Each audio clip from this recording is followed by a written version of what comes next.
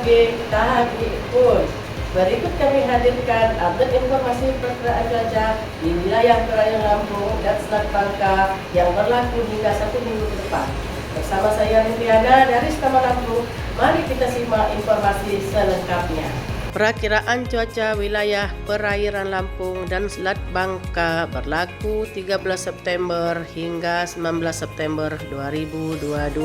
Perairan Barat Lampung, cuaca berawan hingga hujan sedang, arah angin timur laut hingga tenggara, kecepatan 2 hingga 20 knot, gelombang rata-rata 1,25 hingga 3,5 meter, kategori sedang hingga tinggi.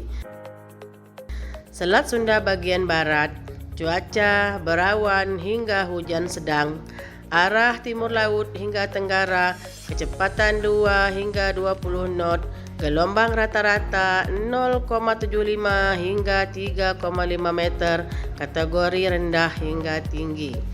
Teluk Lampung bagian selatan, cuaca berawan hingga hujan sedang, arah angin tenggara hingga barat daya, kecepatan 2 hingga 25 knot, gelombang rata-rata 0,75 hingga 3,5 meter, kategori rendah hingga tinggi.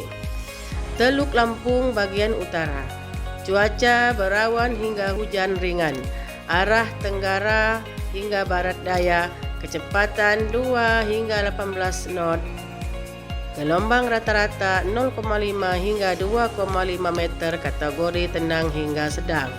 Samudra Hindia Barat Lampung, cuaca berawan hingga hujan lebat, arah timur laut hingga tenggara, kecepatan 5 sampai 25 knot, gelombang rata-rata 15 hingga 5 meter, kategori sedang hingga sangat tinggi.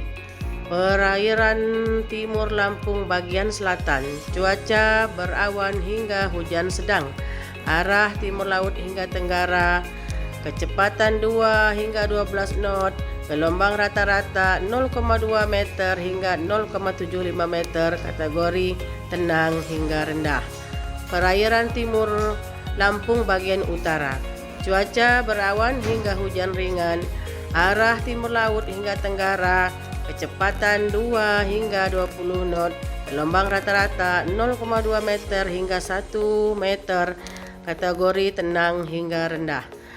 Selat Bangka bagian selatan, cuaca berawan hingga hujan sedang, arah timur laut hingga tenggara, kecepatan 2 hingga 20 knot, gelombang rata-rata 0,2 meter hingga 1,25 meter, kategori tenang hingga rendah. Selat Bangka bagian utara, cuaca berawan hingga hujan sedang, arah angin timur laut hingga tenggara, kecepatan 2 hingga 18 knot, gelombang rata-rata 0,2 meter hingga 1,25 meter, kategori tenang hingga rendah.